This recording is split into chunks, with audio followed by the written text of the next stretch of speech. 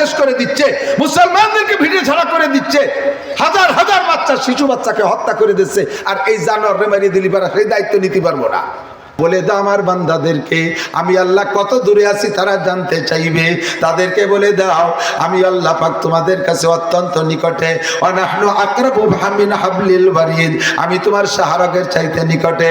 ওয়া ইজা সালাকা ইবাদি আন্নি, আমার সম্পর্ক যদি জানতে চায় আমার বান্দারা যে আমি আল্লাহ কত দূরে, ওয়া ইজা সালাকা ইবাদি আন্নি, বলে দাও ফা ইন্নী করিব, আমি আল্লাহ অতি নিকটে। তুমি বাংলাদেশ থেকে ডাকো বিদা আমি দূরে থাকার কারণে শুনি না এমন না। আমি তোমার শাহরগের চাইতে নিকটে।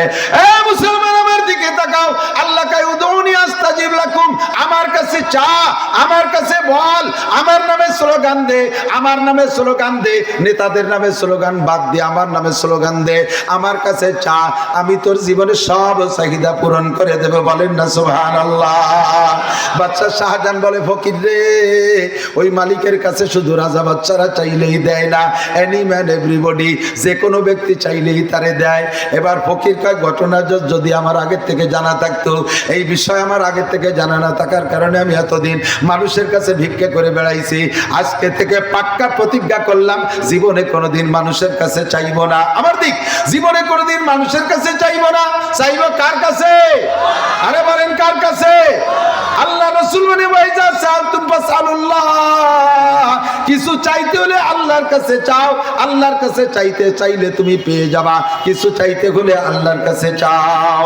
ফকির কাজ জীবনে কোনোদিন মানুষের কাছে চাইবো না, আজকে আপনি দিলি নেব না। আজকে কোনো মতে ফকির রে বাদশা শাহজাহান ভিক্ষা গোছাইতে পারে নাই, চিরতওবা করে চলে গেছে।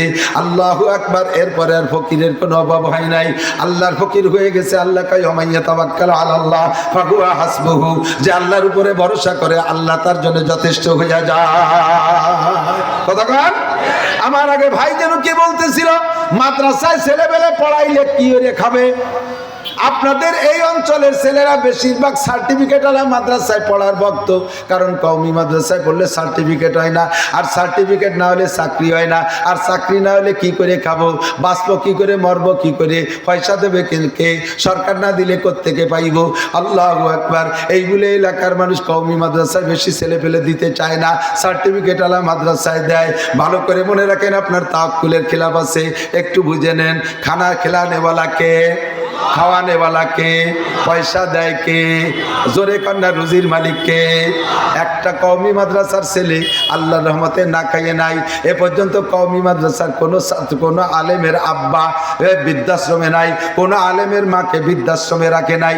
দুনিয়ার সার্টিফিকেট আলা বস্তা বস্তা টাকা কামাই করে, Italy, Australia, France, Japan, German, America, চীন, জাপান, সারা দুনিয়া ভরে লন্ডন মন্ডন থাকে। তারা কোটি কোটি টাকার মালিক, অথচ তাদের আব্বা মা বৃদ্ধাশ্রমে থাকে। কথা বলেন আছে না নাই? হাজার হাজার সার্টিফিকেট ওলারা বাপ মারে বৃদ্ধাশ্রমে রাইকা, সোনার বউ সোনার চান পিতেলে গুগু বউডারে নিয়ে দেশে বিদেশে ঘুরিয়ে বেড়ায়। আল্লাহর রহমতে কোনো মৌলবীর মা বাবা বৃদ্ধাশ্রমে নাই, যেভাবেই আছে আল্লাহর রহমতে সুখে শান্তিতে আছে। আর কত টাকা ইনকাম করে পাল্লা দেবেন? আমার মতো ছোট মৌলবী, ওই যে 6 জনের ঘোষণা দিয়েছে 1 জানুয়ারি খুলনায় যাবেন, শুনবেন। ওরা তো আমার চাইতে অনেক গুণে বড়, আমি তাদের টাকনি সমানো না। আমার নিজের চ্যালেঞ্জ আমি নিজে করি। বাংলাদেশ সরকারের সর্বোচ্চ বেতন পানিওয়ালা কর্মচারী যে সর্বোচ্চ বেতন পায় সরকারিভাবে, বৈধ বেতন, হারাম টাকার সাথে আমার পাল্লা নাই, হারাম টাকার সাথে পাল্লা নাই, বৈধ টাকার সাথে আমার পাল্লা আছে। আমার একটা সার্টিফিকেটও নাই, আমার ক্লাস 5-এর সার্টিফিকেট আছে, ওয়া দিয়ে পানি খালি পেট ব্যথা সারে না। বাংলাদেশের কোনো ডিপার্টমেন্টে 5-এর সার্টিফিকেট দিয়ে চাকরি হয় না। কথা কোন হয় নাকি? কথা বলেন। সরকারি কোনো চাকরি হয় না। ক্লাস 5 পর্যন্ত লেখাপড়া করেছি, এরপরে কওমি মাদ্রাসায় পড়েছি। আমি চ্যালেঞ্জ করলাম, বাংলাদেশ সরকারের বৈধ বেতন পানেওয়ালা সবচাইতে বেশি বেতন পায় কে একটু বলেন? আমার চ্যালেঞ্জ, ইনশাআল্লাহ সে আমার 3 থেকে 4 দিনের বেতনও পায় না। আমি 3 থেকে 4 দিন যা কামাই করি সে সারা মাসও সে বেতন পায় না। একটা সার্টিফিকেটও নাই। সার্টিফিকেট ছাড়া আল্লাহ খাওয়াইতে পারে কি পারে না? আমায় ইয়াতাওয়াক্কাল আলাল্লাহ ফাহুয়া হাসবুহু, যে আল্লাহর উপর ভরসা করে আল্লাহ তার জন্য যথেষ্ট হয়ে যায়। আমার কওমি মাদ্রাসার উলামায়ে কেরাম শাওয়াল মাসের 8 তারিখে ঈদের পরে, রোজার ঈদের পরে 8 তারিখে মাদ্রাসা খোলে, একেবারে খালি পেটে খালি হাতে মাদ্রাসা নিয়ে রওনা দেয়। 400 500 700 800 1000 2000 5000 10000। চট্টগ্রাম নানুপুর মাদ্রাসায় গিয়েছিলাম কিছুদিন আগে। মোহতাম সাহেব বললেন, হুজুর আমার মাদ্রাসায় প্রত্যেক একদিনে 82 মণ চাউল রান্না হয়। প্রত্যেক দিন 82 মণ চাউল রান্না হয়। হাটাদারি মাদ্রাসায় প্রত্যেক দিন 100 মণ চাউল রান্না হয়। সরকার 100টা চাউলও দেয় না, 100টা চাউলও দেয় না। আল্লাহর রহমতে বছরের মধ্যে তাদের অভাব নাই। 40 50 60 হাজার টাকা উস্তাদদের বেতন আছে। আল্লাহর রহমতে ছাত্রদের খাবার দাবার অভাব নাই। তাকদু খেমাসান তারুহু বেতানান, যার ভরসা আল্লাহর উপরে সে পাখির মতো। পাখির কোনো চাকরি নাই, বাকরি নাই, ব্যবসা নাই, বাণিজ্য নাই, নিজের কোনো লাগাই নিয়ে গাছে ফল হয় না, নিজের কোনো ক্ষেত খামার নাই ফসলের যে সেখান থেকে খাবে। সরকার কোনো বিজিএফ কার্ড দেয় না, আরে কেউ কোনো জায়গা থেকে পয়সা করি দেয় না। একটা পাখিও না খেয়ে মরে না। সকালবেলা খালি পেটে বের হয়, সন্ধ্যাকালে পেট ভরে বাসায় ফেরে। কথা বলেন ঠিক কি ঠিক না? যার ভরসা আল্লাহর উপরে, আল্লাহ তার জন্য ব্যবস্থা কইরা দেয়। ভুল বুঝবেন না, জায়গা মতো আসেন। আল্লাহু আকবার। ওয়াইজা সালতুম ফাসালুল্লাহ, চাইতে গুলি আল্লাহর কাছে চাইবো। সন্তান চাবো কার কাছে? কথা কয় না। টাকা পয়সা, ধনজন, পদমর্যাদা আল্লাহর কাছে যাবো। আল্লাহ ছাড়া কেউ দেয় না, মানুষের কাছে চাইবো না। কয় হুজুর চাইতে চাইতে জিতবে ক্ষয় হয়ে গেছে, মুখ দিয়ে ফেনা উঠে গেছে, একটা দোয়া আল্লাহ কবুল করে না। খাবার বানিয়েছে, খাবার বানিয়েছে। আল্লাহর কাছে চাই, দোয়া তো কত করি, একটাও তো কবুল হয় না। কি ঘটনা কি? কত কিছু চাইলাম, সারা দুনিয়ার মুসলমান মিলে একটা দোয়া করতেছি, নেতানিয়াহুরে আল্লাহ তাআলা ধ্বংস করে দিক। বলেন আমিন, বলেন না আমিন।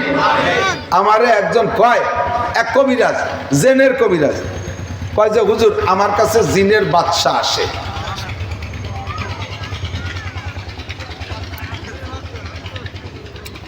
আমি বললাম মিথ্যে কথা। কয় যে হ্যাঁ আপনি আসেন, দেখাই দেব। আমি বললাম দেখানোর আগে তুমি একটা কাজ দেখাও। তোমার কাছে জিনের বাচ্চা আসো, বাচ্চা কি হিন্দু না মুসলমান?